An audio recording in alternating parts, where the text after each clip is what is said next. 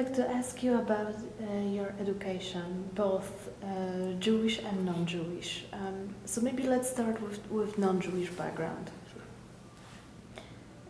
Maybe first Polish, and then if you can introduce us to the further steps from your education. So I went to a non-Jewish, preschool, and kindergarten, because in Częstochowa there was no Jewish, Chedorim, no Jewish schools. I went to a regular non-Jewish kindergarten, preschool. And then I went to a elementary school in Częstochowa. In Poland it's 6 classes. And then I graduated from that school and I went to gymnasium and in Częstochowa. So instead of going for 3 years in that gymnasium, I actually went for only 2 years, 2.5, because at that time I was moving to Warsaw. I moved to Warsaw and I attended the Jewish school in Warsaw, the Lauder school.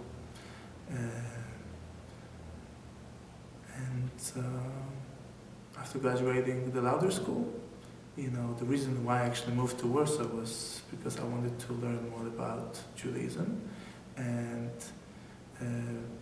twice a year there was a camp during winter and during summer, Lauder camp, created by Ronald Lauder, who is the head of the World Jewish Congress today, and famous, son of famous Estee Lauder, the makeup company. But he wanted to be famous for something else. He wanted to do something of his own, so he created this Jewish organization, Lauder Foundation, to help Jews, in Europe, with education. Created schools after his name and camps. So together with my mother, besides Shud Boruf, which was the secular Jewish camp, I would go to this religious camp. And this really attracted all Jews from Poland, because until now all people knew was Shud Boruf. They wanted to go to see something new. So this Lauder camp, what is this? People from America come to teach about Judaism. People are learning something. Very exciting, very exciting. It was a very magical place. You had all Jews from whole Poland with their children, Holocaust survivors, 3 generations of Polish Jews coming together to one place, hearing lectures given by rabbis, different people coming from places in the world, England, Israel, to teach. Very exciting.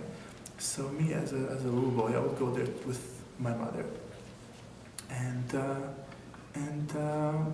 that's what made me interested more in that kind of life, religious life. I would ask questions, I would get the answers that really would talk to me and to my neshama, my soul.